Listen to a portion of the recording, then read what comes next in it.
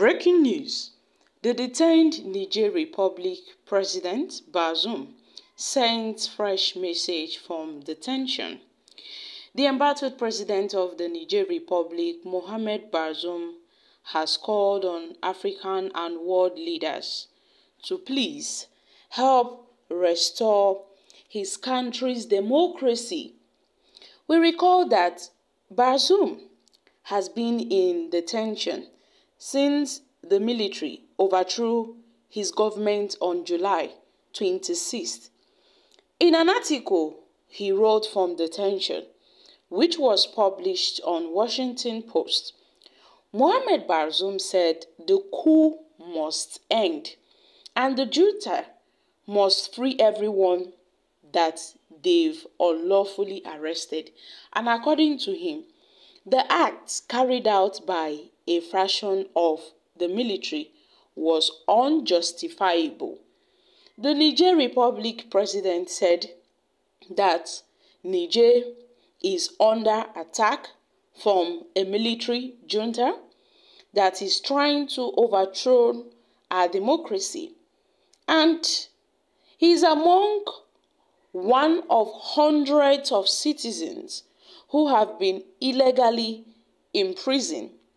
And this coup, launched against the government of Niger by a faction in the military on July 26th, has no justification whatsoever.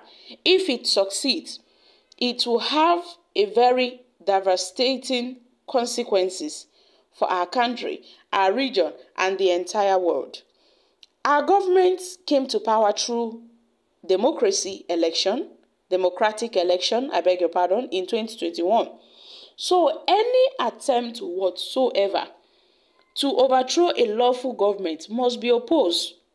And we appreciate the strong condemnations of this cynical effort to undermine the remarkable progress Niger has made under democracy.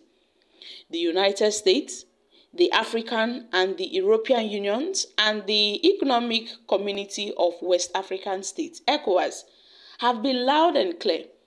This coup must end, and the military junta must free everyone that they have unlawfully arrested.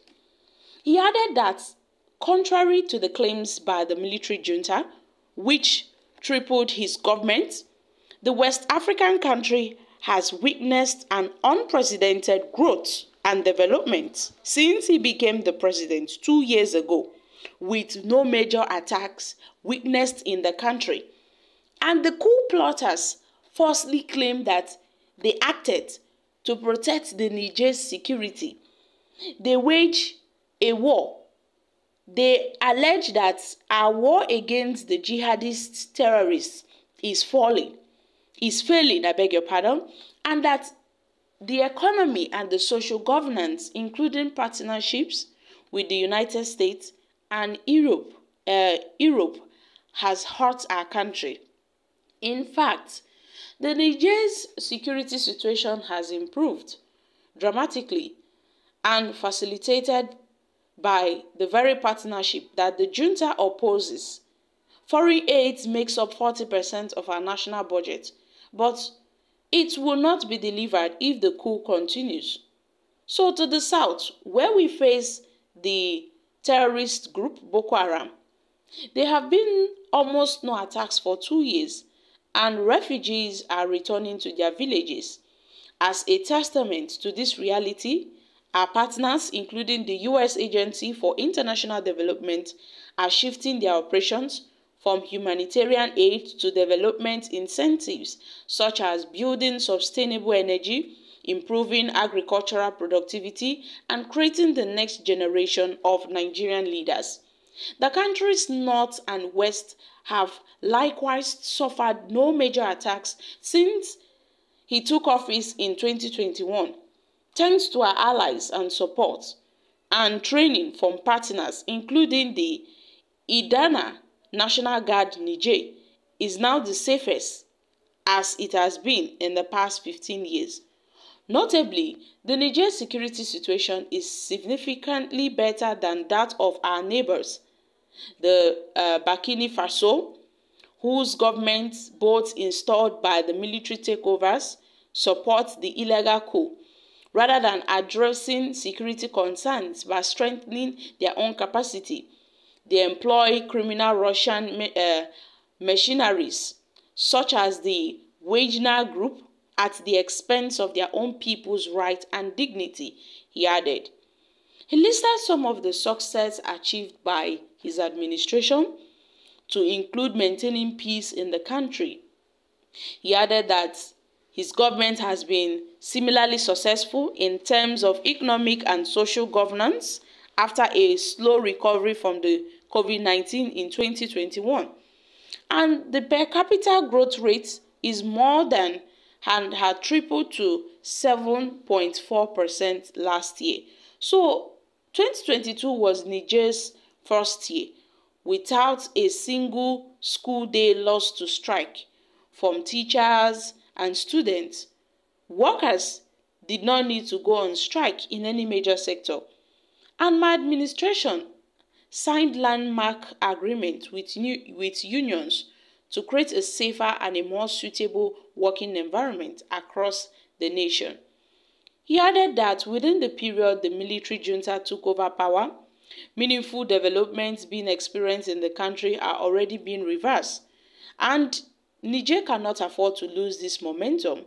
So recognizing the threat that the Niger potential fall poses to the region, our neighbors in ECOWAS have announced unprecedented sanctions, including a ban on export and import of oil and the suspension of cross-borders and the financial transactions.